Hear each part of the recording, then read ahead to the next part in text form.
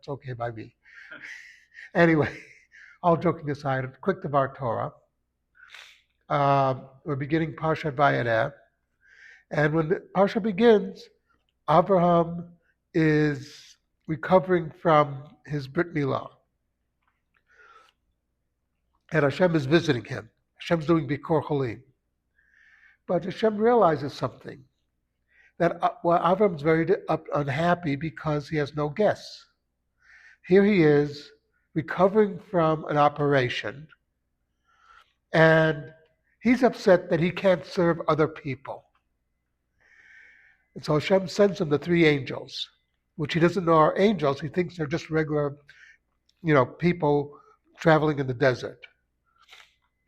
Uh, and it's a very important lesson to us about the concept of haknasat orchim, or having guests, that we're required to really try to do our best to have guests.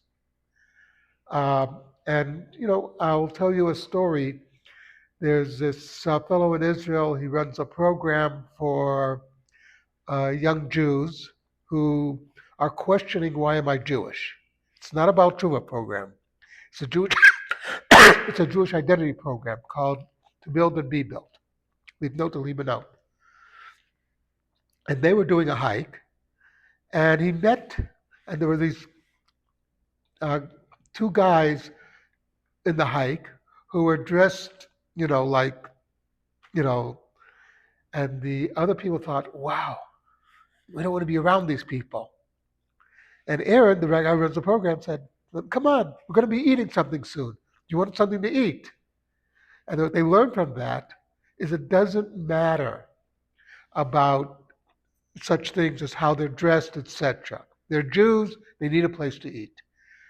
My wife and I did a program in near Bariloche in Argentina, and that's in Patagonia. And this was like this hotel that we're at. If it had stars, it would be something like 8. It was that fancy.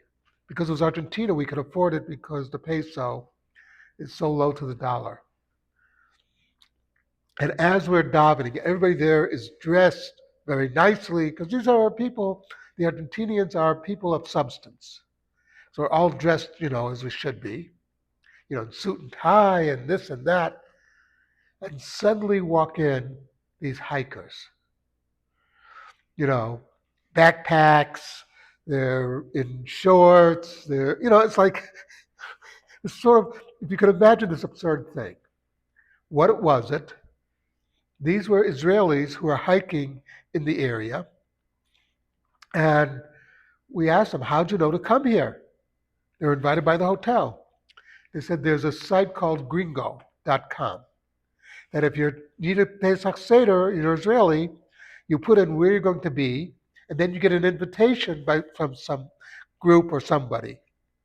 And they got an invitation from this hotel, and they could stay free for the evening. If they wanted to stay longer, they could.